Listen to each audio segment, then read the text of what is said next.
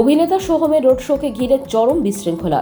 পুরাতন মালদার মঙ্গলবাড়ি বুলবুলি মোড়ের ঘটনা। উত্তর মালদা লোকসভা কেন্দ্রের তৃণমূল প্রার্থী প্রসূন বন্দ্যোপাধ্যায়ের সমর্থনে রোড শো করেন অভিনেতা সোহম।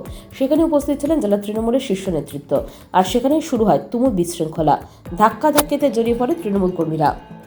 তৃণমূল নেতৃত্ব কোনো রকমের পরিস্থিতি নিয়ন্ত্রণে আনে। বিজেপির দক্ষিণ মালদার সাংগঠনিক জেলার সাধারণ সম্পাদক অম্লান ভাদুরীর অভিযোগ, এটাই তৃণমূলের সংস্কৃতি, হেলমেট ছাড়া বাইক র্যালি করছেন আর সেখানে বিশৃঙ্খলায় জড়িয়ে পড়ছেন। মূল একটা বিশৃঙ্খল দল, এরা না নীতি না নিয়ম না আইন কোনো কিছু মানে না।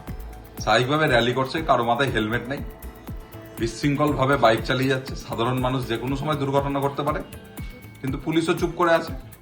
পুলিশের তত্ত্বাবধানেই এই র্যালি হচ্ছে। স্বাভাবিকভাবেই এরা আইনকে বুড়ো আঙুল দেখিয়ে চলছে। কোনো রকম বিশৃঙ্খলা হয়নি, এত মানুষ এসেছিল, দূর থেকে মনে হচ্ছিল বিশৃঙ্খলা, আসলে তা নয়, এমনটাই দাবি জেলা তৃণমূল কংগ্রেসের সভাপতি আব্দুর রহিম বকশির।